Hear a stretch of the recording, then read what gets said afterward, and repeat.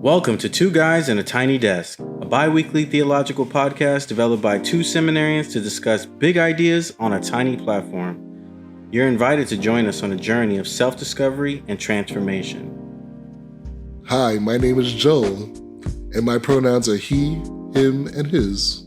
Hi, my name is Aaron, and my pronouns are they, their, and them.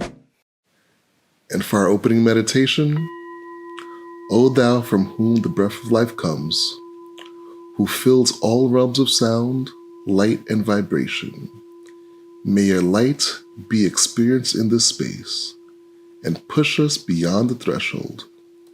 Give us wisdom, understanding, and assistance for our daily needs, but let us be freed from that which keeps us from our true purpose. Welcome to episode 5. Today's topic, a process of sin. Joining us in dialogue today is NYTS seminarian Nabu Gogo, as well as advocate and fellow podcaster Santea Briggs. So, what is sin, right? Right. Because when you look at the definitions of sin, it's really from a Christian context. And then I was like, is sin really living? And then I was beginning to think well, if you think a thought, is it sinful if you don't do it? Because no one was harmed, so is that actually sin? And is sin only when you actually do something? Do you know what I mean? And then if you go from that Christian context, it's against God's or against God's word. But if you don't believe in God or you don't believe in a Christian God, then, are you capable of sin? So it just feels like one of those words that it was very, when you said it, I was like, wow, that's sexy. That's really provocative because we have so many things tied up into it. And then when you look at the 7 deadly sins, it's I would think murder would be one of the worst sins, but they say the greatest sin is pride, but maybe because pride can lead you down a path to those things. I don't know. I still think murder is the number one joint, but, Okay, Satya. So this is one of the questions I had at the beginning in general. Is there a hierarchy to sin? Because in Christian church, in most churches, no matter what affiliation, there's a hierarchy. Humans put a hierarchy to sin. Yeah, and I think that's where those, when they say the 7 deadly sins, and it goes against the 7, I guess, goodly principles or whatever that is. And yeah, so they have pride, and then if you think about pride is really just kind of self-value in a sense. And then if you think about not to get all whatever leftist, but or rightist, when we think about white supremacy, if I begin to think about myself or my community or my people as more valuable than whatever the dominant conversation is, now it's pride, or is it self-preservation? So I feel pride is one of those, it makes sense that it's up there because it can go against whatever it is people want you to do. And then, with that hierarchy, what are the other ones? It was sloth, so, kind of being filthy, greed, gluttony. I mean, gluttony, you eat a lot. That's what I think about when I think about gluttony, but maybe the excessive desire for many things. Mm-hmm. And then there's always this kind of thing I noticed about, they always juxtapose sin against what's natural, but I feel these things are natural. At our human, most base carnal selves, we are just all these things.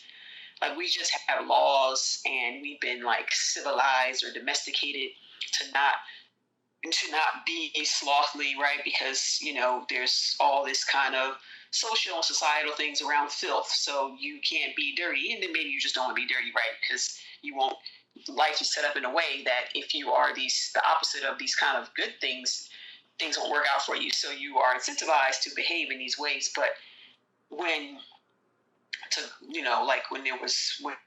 we were not agrarian or whatever, we were just out there.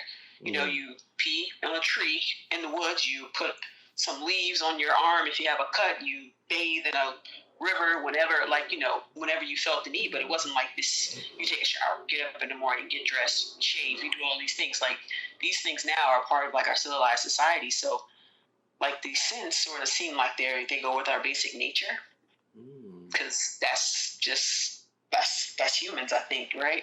We just want something, and you don't just take it because you can't do that now, but remember, well, we don't remember, but a time when you could. Like, you wanted a woman, you just go bash her in the head and take her home, you know? It wasn't like a date. So, so I was like, this is like very interesting. Like, sin, the idea of sin seems to go with civilizing people. Domesticating people, yeah. Yeah. And then is it really real? Like, is it actually real then if it's just actually another function of civilized society? Wow. Wait, before we go too much further, I want to read a scripture and just a definition for sin, right? And, yes. And maybe it'll help a little bit. So I'm going to read from James 1, 14 and 15 from the Message Bible. The temptation to give into evil comes from us and only us. We have no one to blame but the leering, seducing flare-up of our own lusts. Lust gets pregnant and has a baby, sin. Sin grows up to adulthood and becomes a real killer. And then another portion of it says, or one is tempted by one's own desire, being lured and enticed by it. Then, when that desire has conceived, it gives birth to sin, and sin, when fully grown, gives birth to death. So, with that verse, and I want to put the definition out there, I just went to Bible study tools, dictionary for sin, and it says, sin is a riddle, a mystery, a reality that eludes definition and comprehension. So in the biblical world, sin is, from its very first appearance, tragic and mysterious. I enjoyed this. Right? Perhaps most often, we think of sin as wrongdoing or a transgression against God's law. Sin includes a failure to do what is right, but it also offends people. It is also violent and loveless towards people, and ultimately a rebellion against God. Right? So, sin involved the refusal of humankind to accept its God-given position between the Creator and the lower creation. So for me, sin is very, from the definition and the scripture, sin is very relational. Yes. So I just want to start there. So we are doing this on, I just want to say the date, because I want to, October 21st. And I am going to summon the ancestor inside of me. Today, 7 years ago, my grandfather died, and he was Bishop de Truche.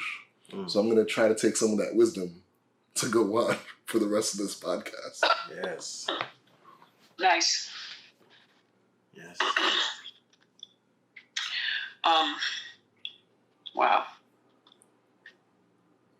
I did have a thought on that piece where sin can be understood as relational. And I never really thought about it before like that until actually this semester.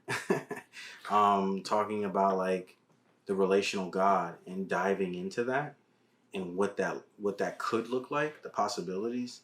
And it led me to this crazy thought that slavery was a relational sin. Right? And just hear me out, right? So plantation owners or colonizers understood that they would perish if cotton and tobacco was not farmed, right? Or even sugar, okay? How do they make, their ridiculous quotas, if you will, and that was through free labor, slavery.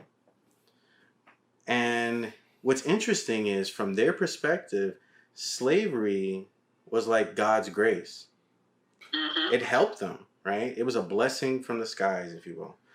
However, on the flip, there was an entirely different group affected by slavery, and they understood God to be this God of the oppressed, right? God's going to bring about liberation, right? And what's trippy for me is, how do you have these two perspectives of God that are they are clashing, because one wants to preserve slavery and the other wants to abolish it, right? And then when you think about it, it's not a matter of right and wrong, but it's a matter of understanding as well, and how this sin can be relational, right? Because for colonizers to have slavery going on for so long, we can look at it and say that was a sin, right? But then on the reverse, the very abolishment of slavery, it did destroy livelihood. So that could as well be considered a sin. So it made me think about how it's perspective, like that's the relational piece. Whoever is perceiving it and understanding it, they're going to perceive sin and understand it within their context or lens, right? So I think it's really ridiculous when the Christian church says, this is sin and that's it. Like it's for everybody, right? Right. And we see how, that right there was used so many times and still is to this day in putting in our minds what is right or wrong in the eyes of God. Because as followers of God, we do care heavily about what God sees and what God thinks about us, right? Right. To the point where we're always like, well, what makes me a good person? What makes me a bad person?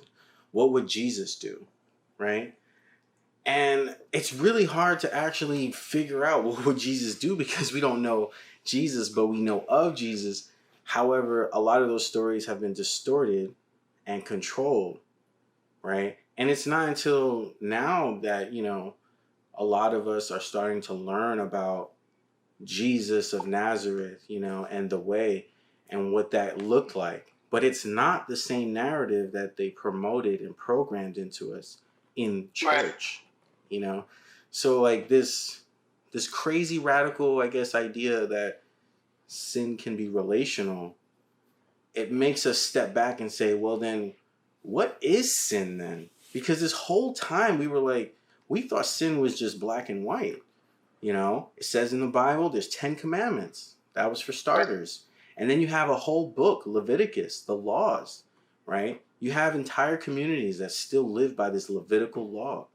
And here we are, X amount of time down the turnpike from when it was written, and people are still upholding these laws, quote unquote, And I've had conversations with NYTS scholars, my peers, and we all have different views on this, based on our backgrounds and our upbringing, and there's so many emotional, sacred memories that are attached to learning about the Bible in church that sometimes we're so eager not to change or throw it away, so to speak, or change how we think about it because it's assigned to like a sacred memory, right? And that prevents us from looking at it objectively and saying, is this healthy or is this harmful, to me or to others? Instead, it's like, well, my daddy and my mama and my great-great, they did this, so I have to do this. They believed in this, so I have to believe in this, Right. And so I say all that to say that sin is always being carried with these embedded theologies. So when I inherit my parents' theology, I'm also inheriting their understanding of sin. From birth, actually, they raised me, to teach me this is wrong and this is right. This is, suitable for society and this isn't. I've been biting my lips not to interrupt Aaron the whole time. So I just got a question. I'm like all itchy. I'm going to ask the question Aaron asked but didn't answer, and I'm going to answer it. But I want all of us to answer it as simple as possible. And I don't know how we go. Well, let's go in alphabetical order. After me, I guess. I don't know. Sure. I don't know. Let's go alphabetical order by last name. Right? Oh. That way I get to go. No, that you get to go first. Okay, I'll ask and then you get to go first. Right? What is sin to you? And could you do it like as simple as possible, like a 1 or 2 sentence answer?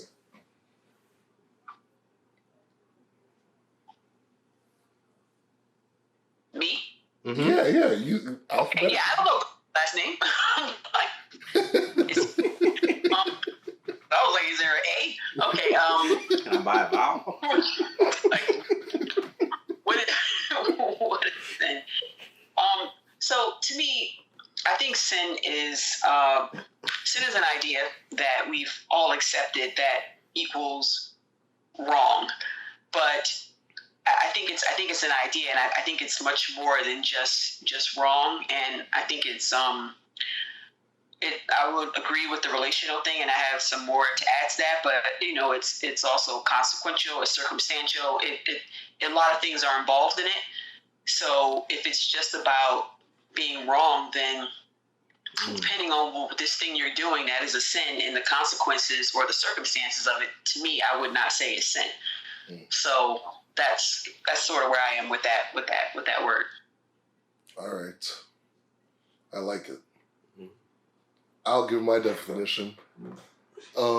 Simply said, I would say sin is a break. For me, my breaking away from the Imago Dei, or my breaking away from that divinity inside of me because I am made in the likeness of God.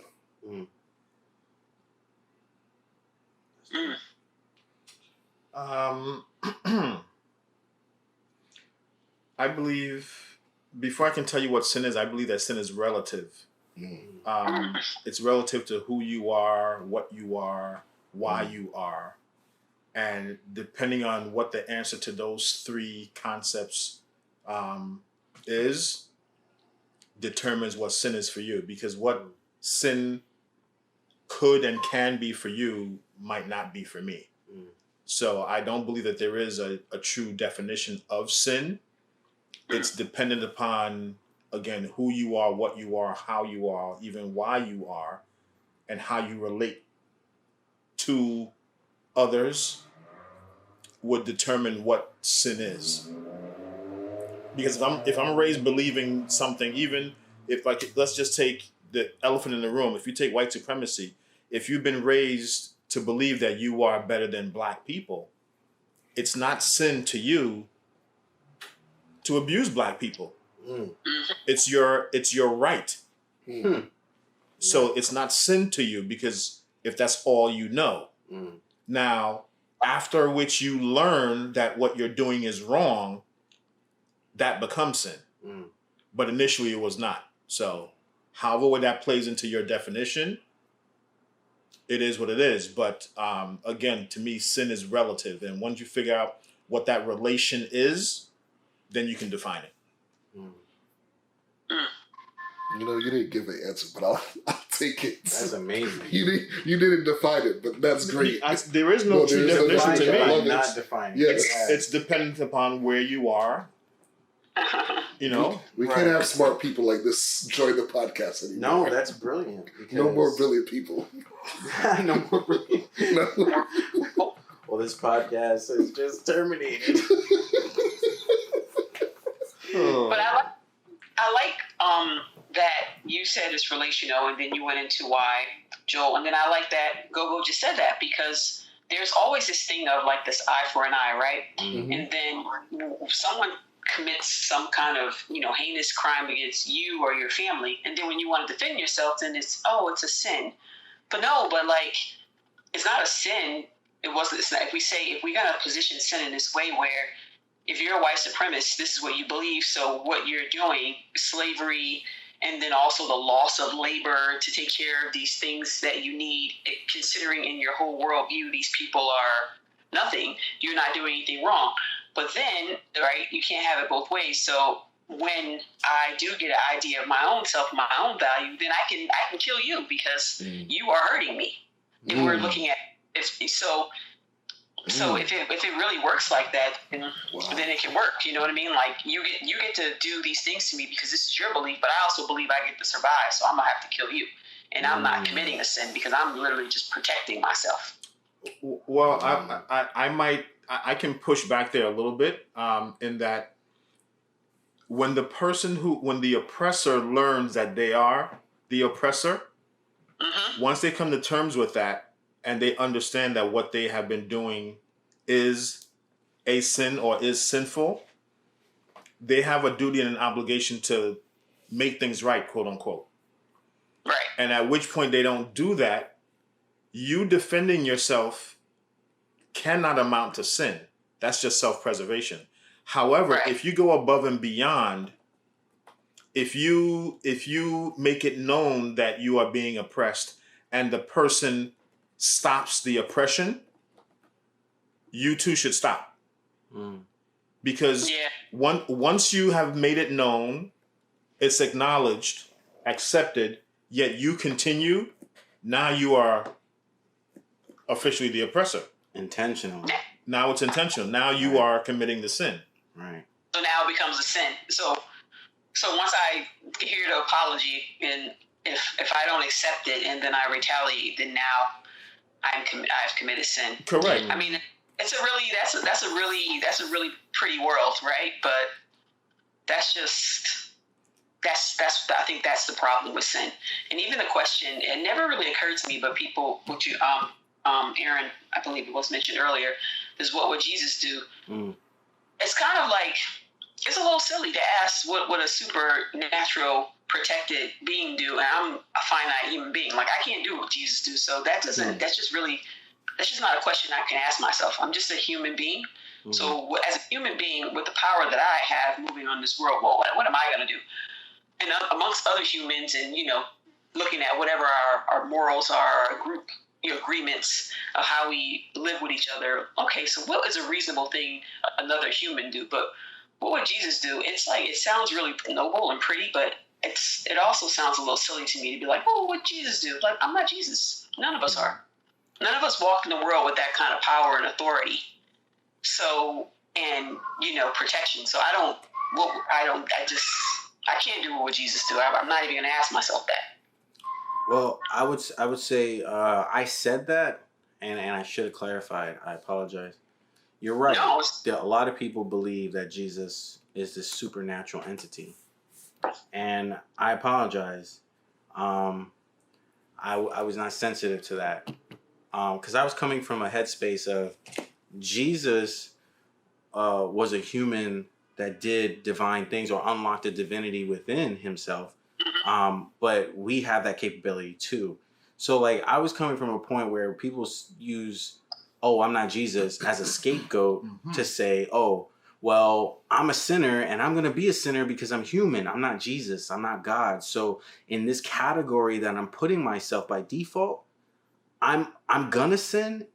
And Right. They keep telling me I'm going to sin. So I'm just going to accept the fact that I will always sin and I'm not going to be perfect like Jesus. And so, like, I'm not coming from that headspace. I'm coming from a headspace of, I don't think that Jesus said you will be able to do better works than me, paraphrasing, of course, with the intention of, oh, well, I'm a supreme being and you're beneath me. I think if Yeshua or Jesus actually said that and it was recorded,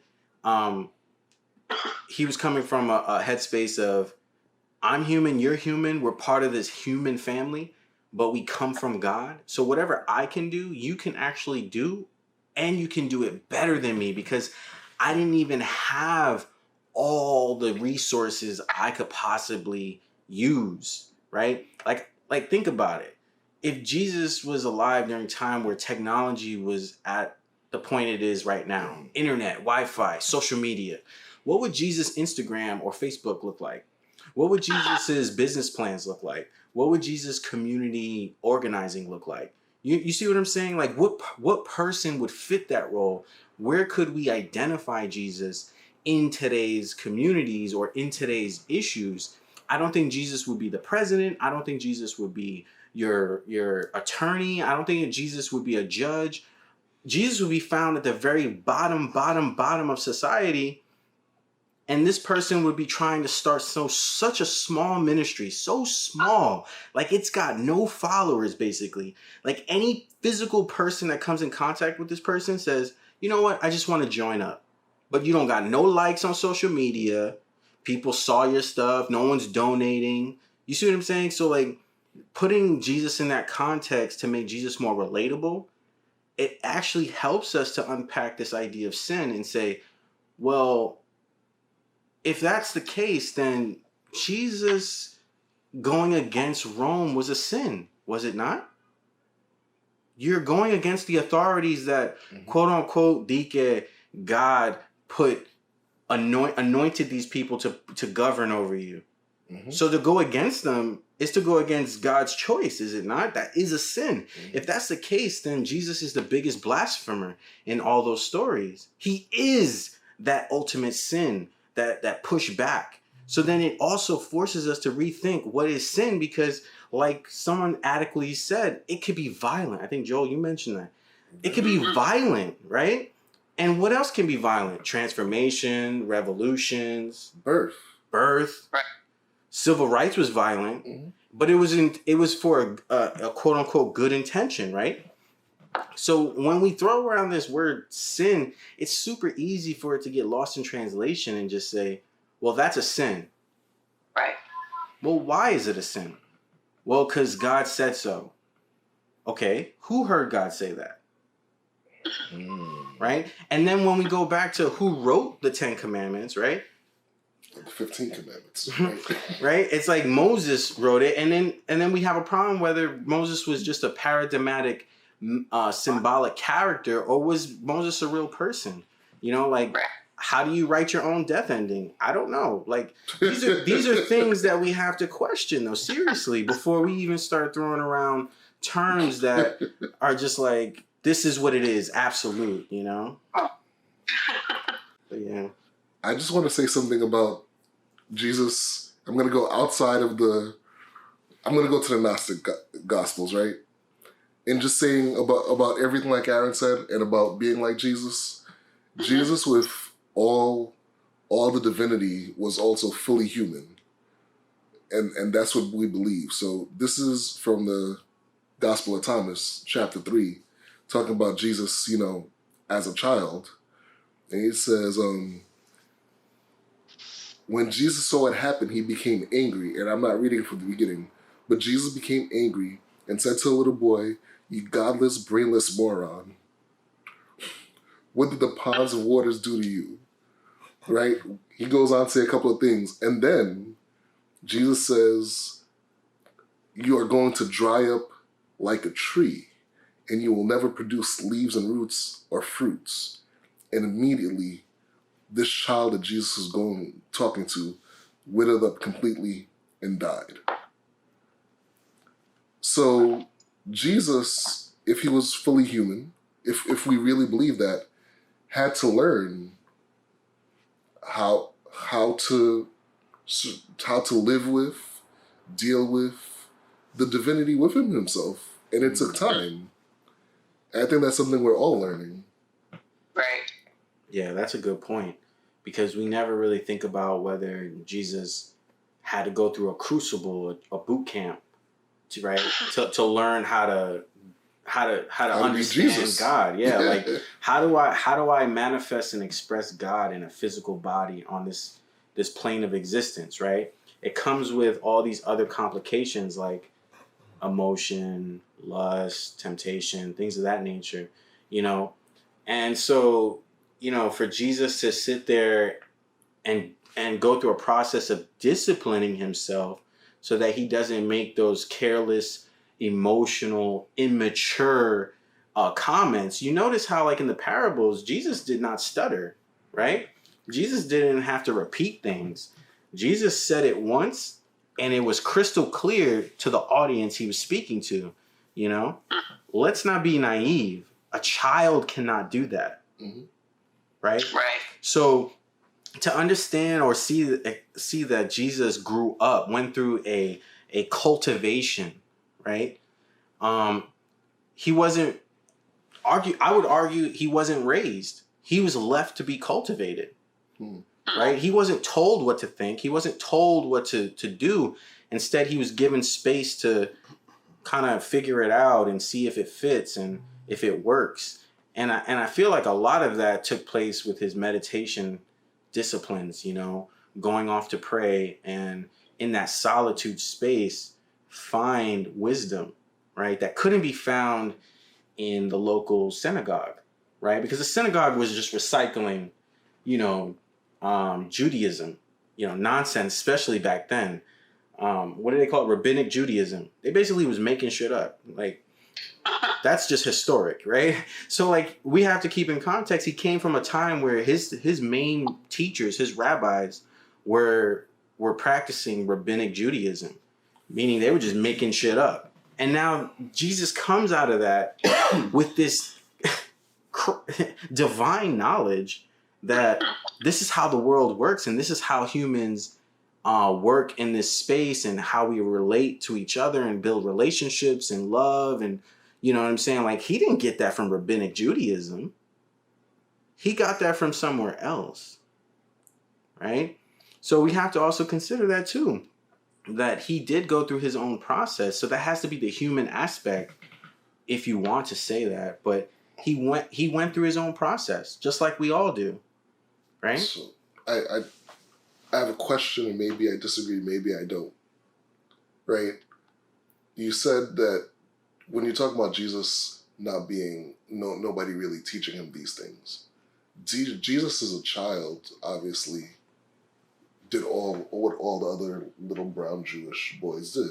Mm. He went to, I mean, if he was living today, he'd go to Jewish school and he'd, go, whatever the norm was at the time, he did as a child. Mm-hmm.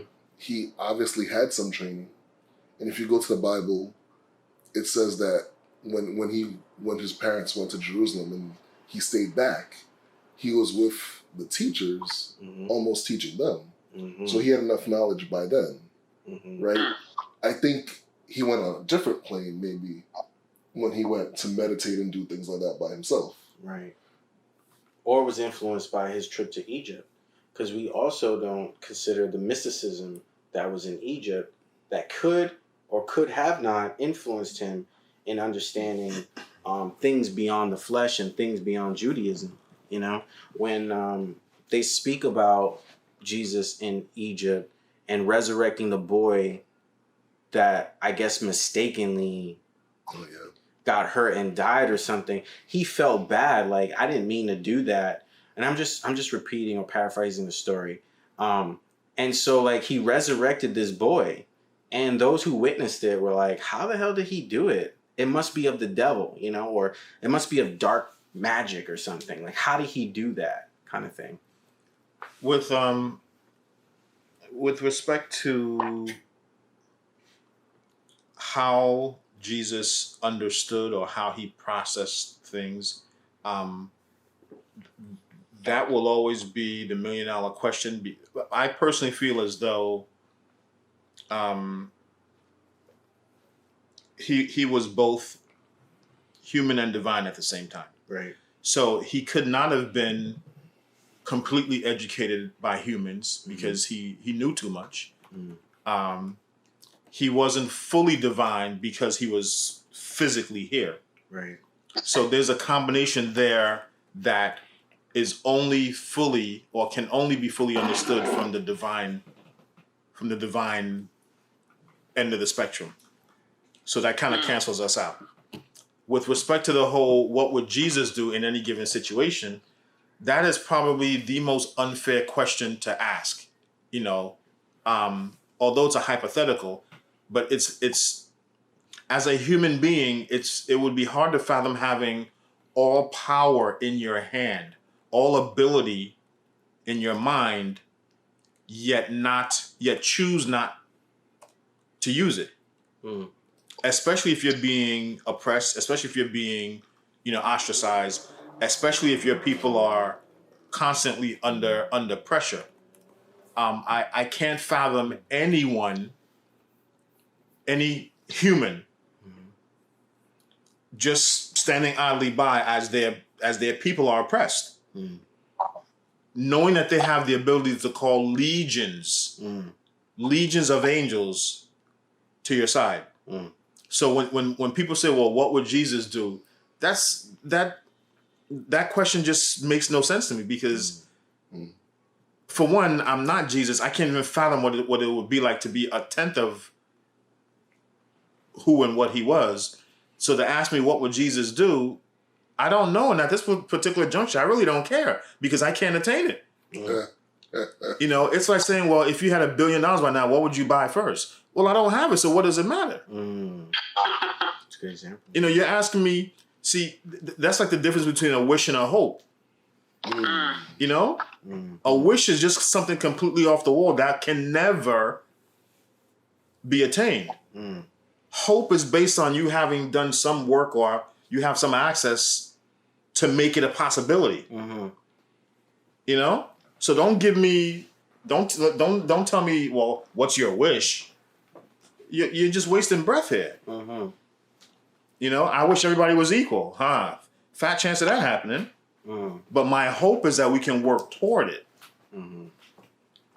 You know, so I look at those questions in that respect, like, okay, well, does the question even make sense? Is it even worth answering? And that's a resounding no for me. So how that helps out this discussion, I'm not quite sure, but that was on my mind. So I had to get it off.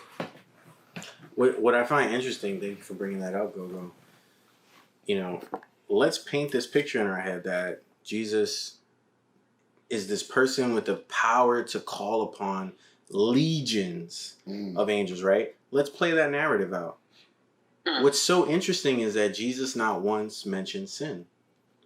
So how do you have this powerful, all-knowing being in the physical flesh, right, on this plane for 30-odd years, and never ever was recorded or mentioned of talking about sin, meaning not talking about absolute, not talking about law.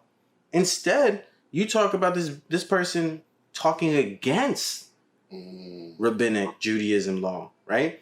Or even the law of the land, the Romans, you know? So that's something to ponder about too. Like, we talking about sin, but if we're followers of Jesus or we're students of Jesus, Jesus ain't teaching about sin. What is Jesus teaching about? Right? And why are we so hopped on sin if our teacher is not teaching us about sin?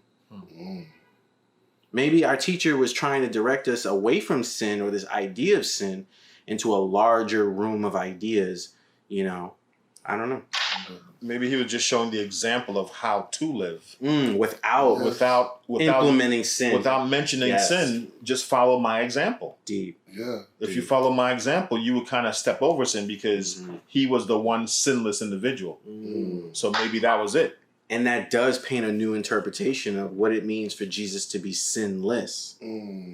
Right? Because the moment we say, oh, well, Jesus was human, he had to do some type of sin, right? It's because our definition of sin that we're throwing on. You know, but if Jesus says, or if Jesus lived a life that was sinless, now we should really be critically trying to reinterpret what that means to live a life sinless. How can I, Aaron, a nobody, live a life sinless? Right? Or you know, me being the troublemaker, you can live you can actually sin less, but you won't be sinless. Because right, because then that leads us to that discussion of absolutism. Even if you can sin less, it won't leave you sinless. So whatever understanding we come up with sin, it has to exist. Sin will always be here, is my point. You know, you can end up doing less sin, being sin less. You can sin less. Right. Reduce your amount of sin. Right. But you will never be sinless. And the great teachers always talk about this balance, right? No matter what culture or what part of the world you come from, all the gurus talk about you have to find balance. Yeah. Right? So instead of, I guess, thinking, how do I live a life, like you adequately said, you know, without sin, how do I live a life balanced with sin? Because if sin is relational, you're absolutely right. It does exist. And it exists in other people's perspectives. But how do I balance with that? How do I coexist with that? And because you have to coexist with other humans, you have to coexist with sin. Wow. Because other humans are sin encapsulated. You have to figure it out. So this brings me back to Jesus. Right? Jesus, if you look at it, actually sinned against authority, Right. sinned against religious norms, Right. was full of people around him that were sinners, whether sex workers, Mm-hmm. people who got angry like Pete all the time, Tax collector. tax collectors, yeah. Mm-hmm. So I think it's important that we really need to redefine. Okay, in answering your question, let me ask a question. Mm. Is it sin to go against what is wrong in the first place? But then what is deemed wrong? That's it. The question is who deems it? No, because you said he went against authority. Yes. But if that authority in and of itself is wrong, am I wrong to go against it? And is that sin? That's such a good question. That's the question. Because that's equivalent to, if you are my oppressor, is it okay for me to violently liberate myself? That's Santea's question. Exactly. If you're oppressing me and I kill you. Right.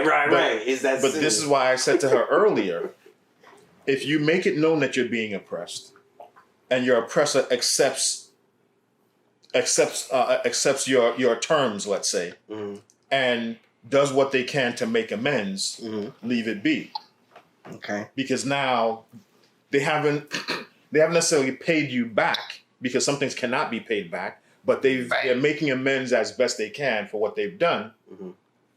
But now if you go further and kill them, hurt them, whatever, now you are the one that's sinful versus the person who once was the sinner by oppressing you. Yeah. Wow! I can't wait to watch the next episode of 2Guys&aTinyDesk. Don't forget to hit the like button and